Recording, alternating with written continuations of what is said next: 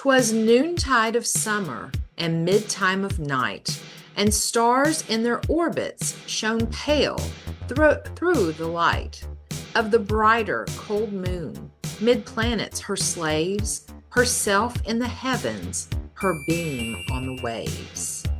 Greetings, Poe fans, and welcome back to one of our degree episodes. It's the last degree of season 4. Woohoo! And Jeannie, Where we go? what are we talking about today?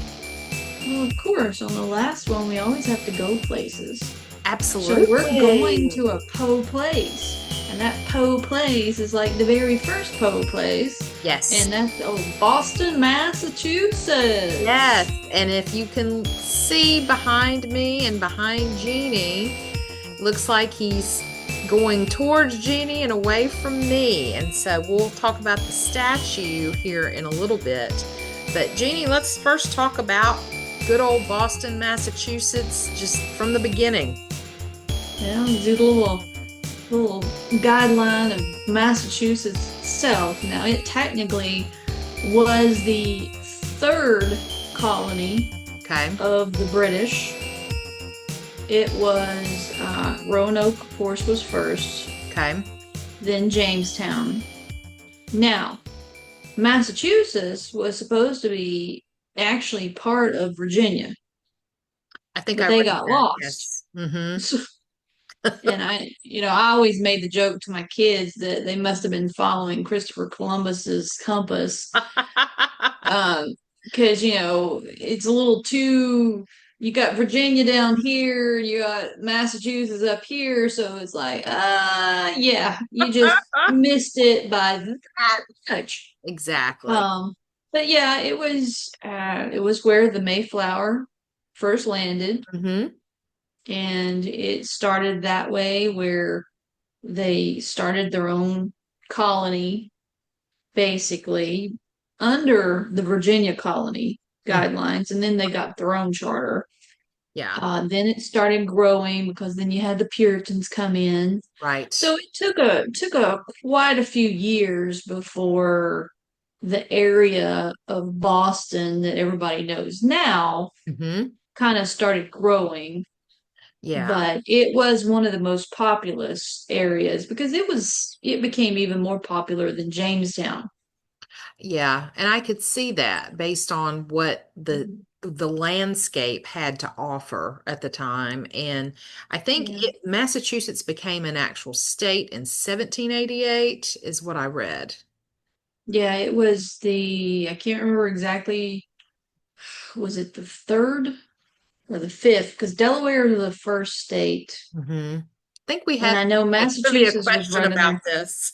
Yeah, I always got those because, it was one of the first nine Mm-hmm. to, ratify the Articles of Confederation, which led into the Constitution. Right, right. So Yeah, because it's, yeah, you just keep going and I'll look it yeah. up. So yeah, I looked up the date of when it became a state. It was in February of 1788. But Boston, the actual city, was established in Mhm. 1630. And so just, obviously was just a colony at that time. And then we're not going to focus a whole lot on Boston's history during this particular episode because we want to talk more about Poe and his time here. But things that you've probably heard in your studies around probably in fifth grade or so, somewhere around that. The Boston Tea Party was in December of 1773. And then Mhm. Boston also saw some other fighting during the American Revolution. You had continuing into that, Battle of Breed's Hill in 1775 and the Siege of Boston in 1776. So during the American Revolution, there was fighting around there. And so that was really the only history I looked up, Jeannie. Just kind of just some basic things just to give people some context if you didn't already know. Yeah, and the cute thing about Massachusetts, because by the way, it was the sixth state. Okay. So Oh, good. I was off about three. Yeah. But Not bad. yeah, Not bad. no, it was, and what's so funny, it was February.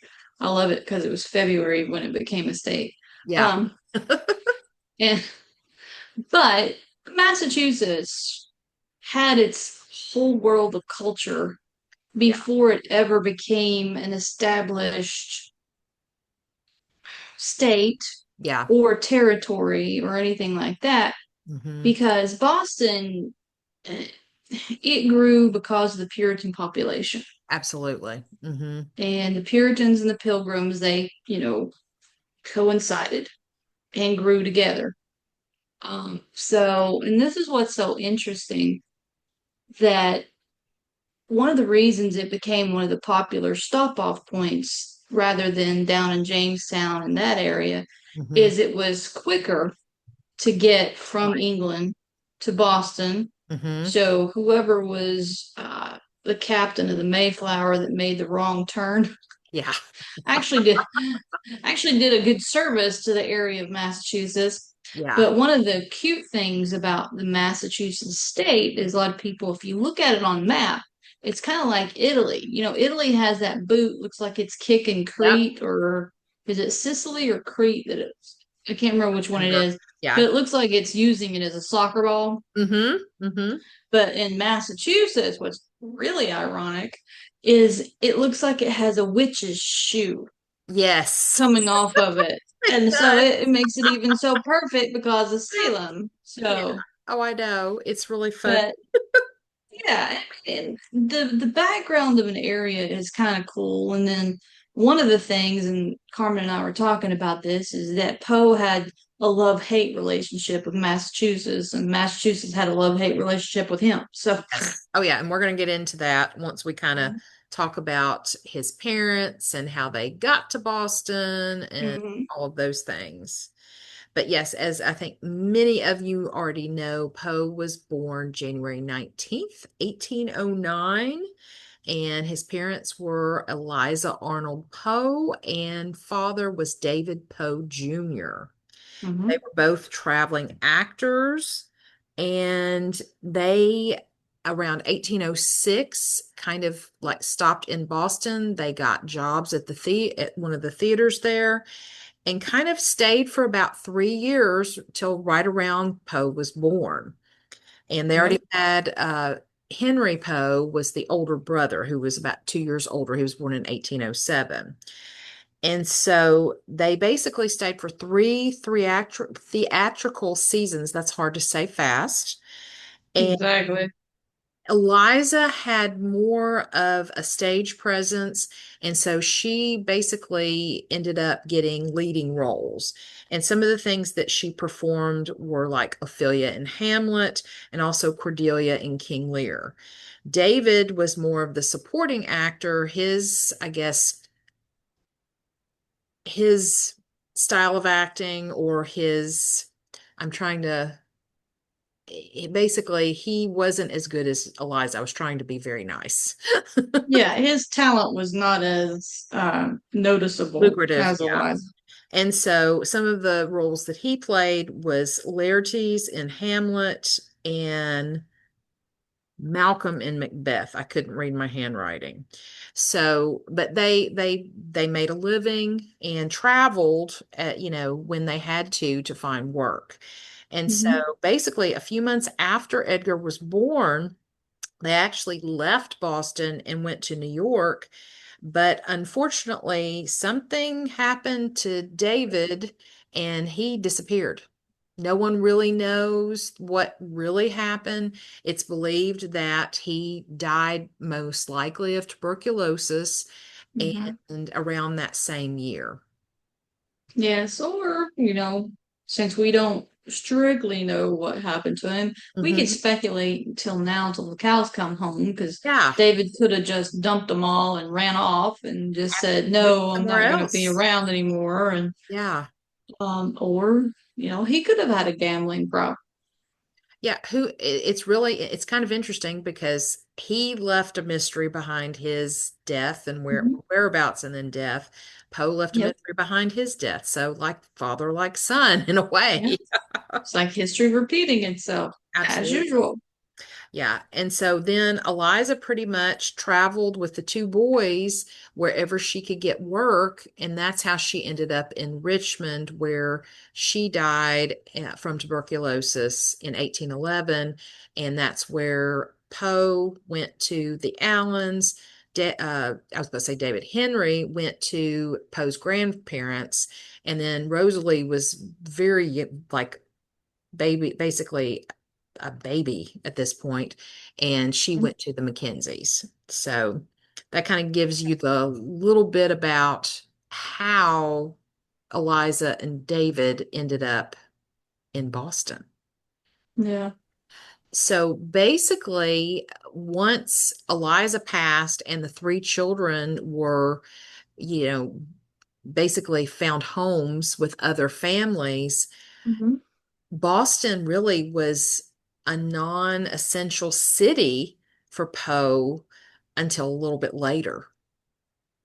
Yeah, because he kind of, like we all do, we sometimes wonder back to where it all started. Hmm. And that's kind of what happened to him because that's how he ended up joining the military under Edgar Exactly. A. Carey. Yeah, 1827 is when he did Hmm. that. And And so, which is kind of ironic yeah, because that's the same time that when his poetry book, which a guy in Boston, can't remember, C.S. What was it? Hold on, let me get his name so I'll okay. get it right. Was it It was Lowell? Was it Lowell? it was F.S. Calvin F.S. Thomas, and That's you had right. a C in Yes. there. Yeah. Calvin F.S. Thomas, who published Poe's first book, Tamerlane and Other Poems, in 1827. Yes. Hmm. So that was kind of ironic because that's how he ended up, joining the military Right. and all that. So it was kind of interesting. Yeah, and when Poe decided to join the army, they basically placed him in the 1st Artillery Regiment and assigned him stationed at Fort Independence right in Boston. And Mhm. that's located in the Boston Harbor. I've visited that area and walked around the big fort. You can kind of go and see some of it. It's really pretty cool.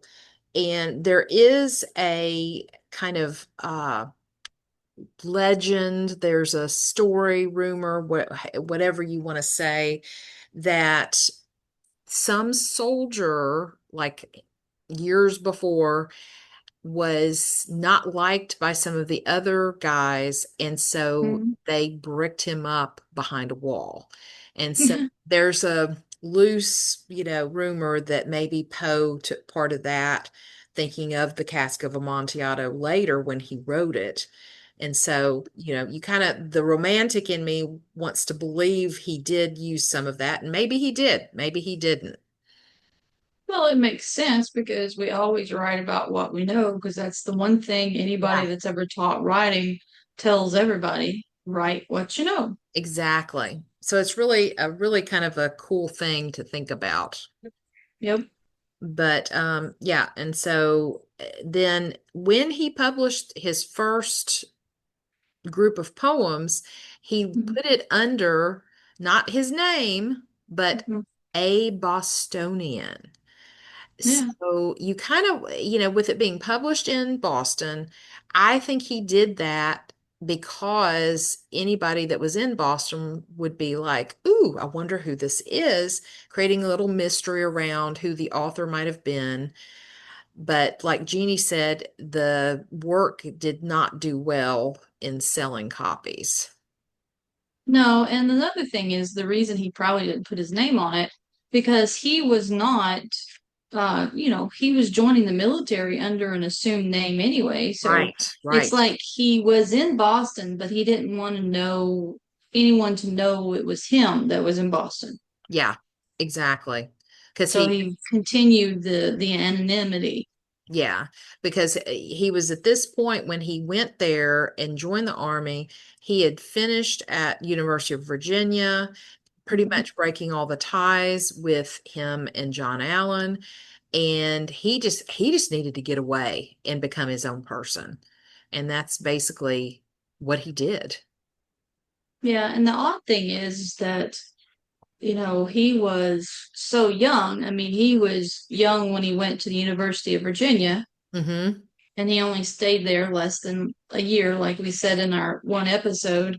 And then this time, he is joining the military by saying that he's 22, Mm-hmm. which he's not. He's Right. only 18, 18. barely 18. Right. So he just went to Boston to lie everywhere is all my thing. Yeah. He's lying about his age, he's lying about his name, he's publishing works under assumed, anonymous Mm-hmm. and all that. So he really was, well, we could partly say he was throwing a teenage temper tantrum. Yeah, exactly. And the thing is, you kind of wonder the what if Hmm. his poetry book at this time would have taken off, what would have happened? Would he have Yeah. revealed who he was? Would he have been Edgar Perry? Would he have been Edgar Poe? You kind of wonder. Well, and another thing is that you might think that the reason he did it anonymously is he wanted to see how it would be received as a nobody, Yeah, to see if it could absolutely. stand kind of on its own type of thing. Exactly. Exactly. So, I mean, we could speculate. There's all different times, Oh, but yeah. like with anything, Poe pretty much had a weirdness to his Oh, yeah. to the way he did things. So who knows? Oh, Who I know. knows? Well, the next thing I'm going to bring up is, once Poe started working as an editor and he was doing criticisms of other people's work, I'm going to read a quote that it's from his mother, and she had done a watercolor painting of Boston in 1808. She gifted it to Edgar on her deathbed. And Hmm. so it's the only thing he really had of his mother's, like from right when she died. And on the back, it said, "For my little son Edgar, who should ever love Boston, the place of his birth and where his mother found her best and most sympathetic friends." Now, I read that first because he did not find sympathetic friends like his mother. No. He pretty much, as Jeannie just said, had a love-hate relationship with Boston and many of the writers there, especially Henry Wadsworth Longfellow. They did not like each other. Poe was not a fan of the transcendental writers, and he really believed that they were just trying to be preachy in all of their work and not creating art for art's sake.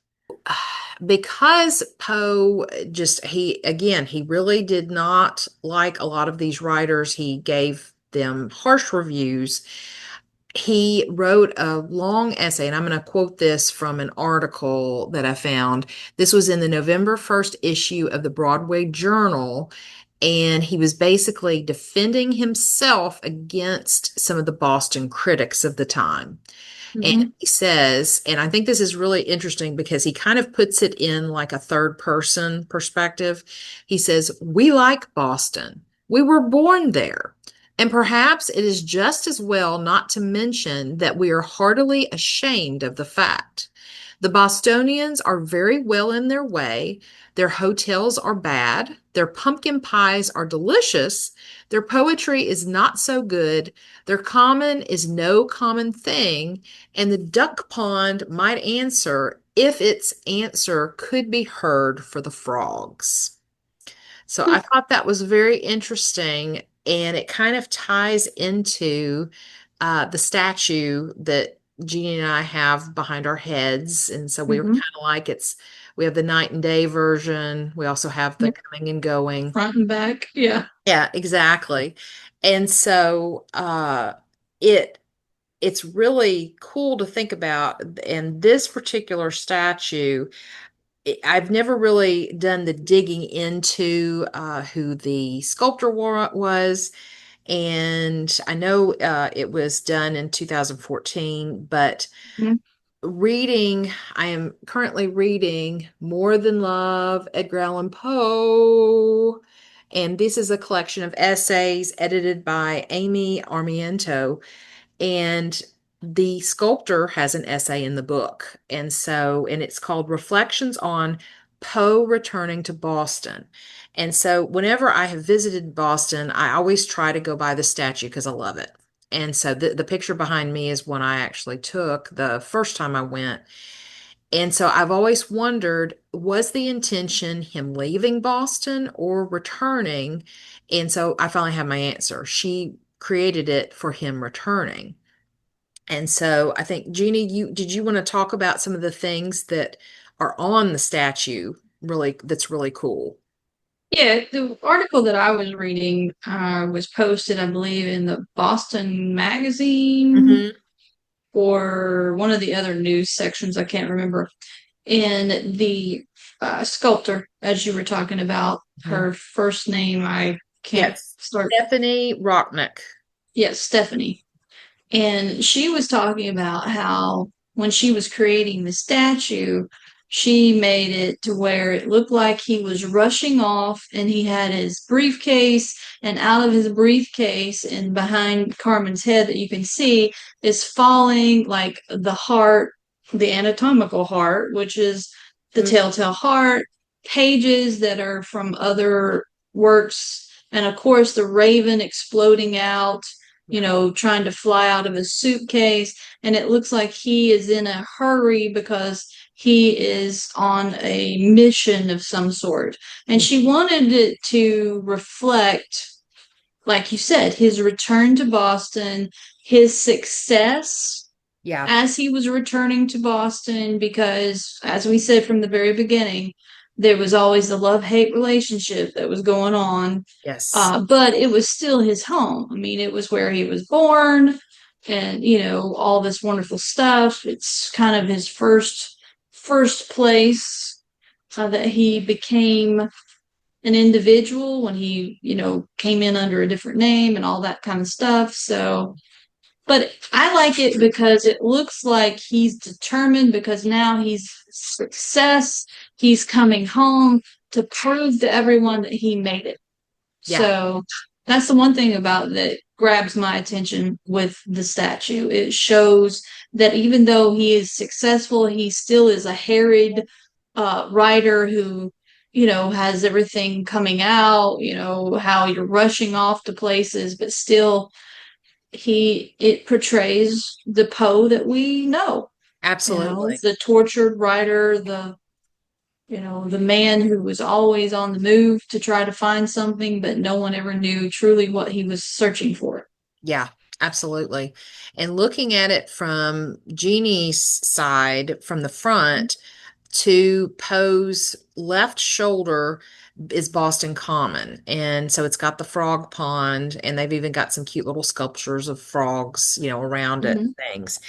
And Stephanie put the statue facing this way, so the frog pondians are behind him, and that's what Poe liked to call them, the Mm-hmm. the Boston writers and things. And so I Yep. thought that was kind of neat that she did that, because if he was walking towards it, I guess you would have a different perspective of Poe going either forward or toward the frog pond. Well, and at the same time, with Poe's, what do you call, disinterest in the other writers, especially the Right. transcendentalists, it Yeah. kind of makes sense that he's facing away from the frog pond, the commons Hmm. area, Yeah. and he, moving at his own pace, like his own beat of his drummer kind of Yeah. thing. And so that made it even more. And besides this, when they finally placed the statue, it was, if I remember the article correctly, it was on October the 31st. So it Hmm. was kind of an ironic. and made to memorialize because of Halloween, his, horror. And Yeah. then also the Boston Public Library, not long after that, put their own bust of Edgar Allan Poe in the library to honor him. Yes, I've seen it. It's neat. Yeah, Yes. So, absolutely. Absolutely. yeah, it's kind of neat that the Boston people are now paying homage to someone that honestly didn't really like them very much. Right, right. But he was born there. They Yeah, should. I mean, he was a true Bostonian. exactly. And his fame far outreaches Longfellow and some of the Hmm. other ones. And so, so what's really cool is that on like even further down from where the back of the spilling out, like where the heart is at the bottom, there's Hmm. other looks like pages like following him, like a trail. You Hmm. just can't see it from the picture. And so she nicely put those in her essay. And so just I'm going to just kind of briefly share what they all are. Okay. Or she has one that it's a quote from the Telltale Heart. The villains I shriek, dissemble no more. I admit the deed, tear up the planks. Here, here is the beating of his hideous heart. So all of the pages are related to things that are on the statue and also things that he wrote while he wore, like it was something about Boston, or Hmm. or things like I said to the statue. And then the second page is a quote from A Dream Within a Dream, and it was published in a Boston newspaper on March 31st, 1849. And then the next one is, let's see, it's something that it was the quote that I just said when he came and he wrote about how awful Boston was except for the pumpkin pie. Yeah, that makes sense. Yeah, and I that was in mean, the Broadway Journal, November 1st, 1845. The cool. Yeah, the fourth one, he let's see, he has a quote. This is from Tamerlane. So they had a which obviously I think is the best one to pull from because of the Hmm. title of his poetry collection. And then the fifth one comes from the poem Sonnet to My Mother, which was Hmm. published first in The Flag of Our Union on July 7th, 1849. And then the last one, number six, is a quote from Hop Frog, which also was published in that same The Flag of Our Union on March 7th, 1849.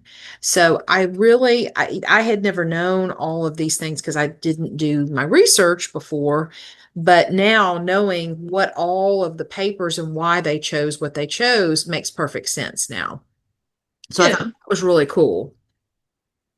Yeah. And I love how she sculpted this because to me, this is the perfect just embodiment of Edgar Allan Poe Yes. for any fan. Mm-hmm.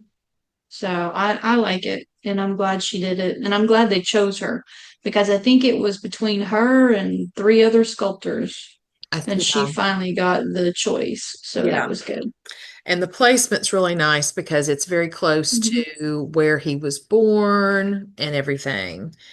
And so, pretty much one of the last times he went to Boston was October 16th, 1845. The Boston Lyceum had invited him to do a reading.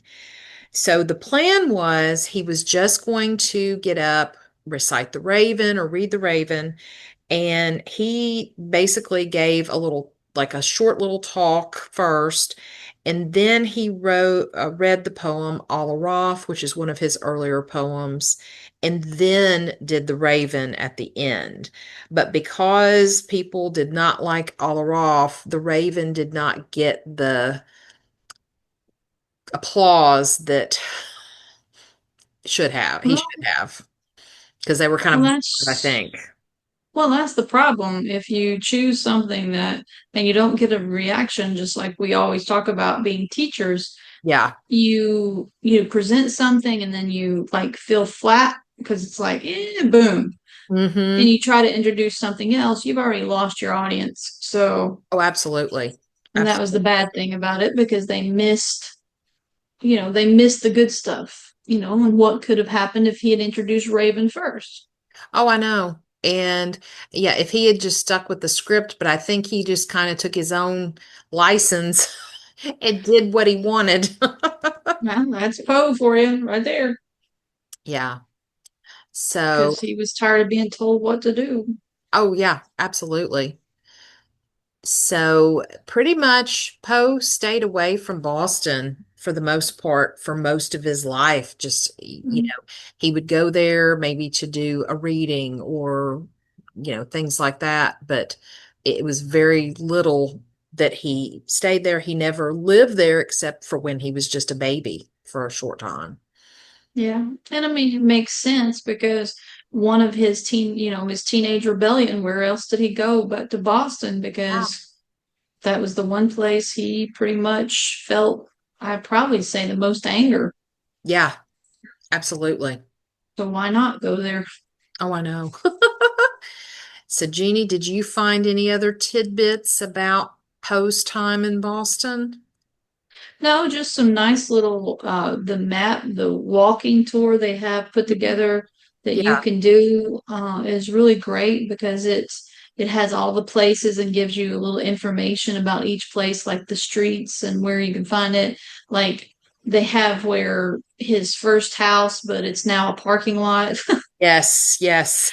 And then it gives information about the wharf where it says that Eliza and her mother landed there in 1796 when she was 9. Nice. Okay. So it's got some nice little interesting things, Hmm. but I don't want to go over all of it because what's the use of that? People need to go to Boston to find it on their own. Absolutely. And find all the Yes. little nuggets of Poe. And we'll Yeah. definitely share all these resources out like we always do Hmm. in the Exactly. But information section. yeah, but no, that's pretty much it's short, sweet, and to the point with Poe, and Yeah. it's like 100, 200 years later is when they started paying homage to him, whereas always beforehand he was fighting the Transcendentalists. Yeah, exactly. He didn't like them, and they didn't like him, so We should call it the Poe Literary War of 18 whatever. 27. Yeah, Yeah. the Transcendentalist War of 1827. There you go. I like that. I like that. Yeah, but it's a great place now, and you can find some wonderful statues like this one and other homage sorts towards Poe that make it even better. Absolutely. Well, I guess on that note, We we are are Poe out. out. Thy soul shall find itself alone, mid dark thoughts of the grey tombstone, not one of all the crowd to pry into thine hour of secrecy.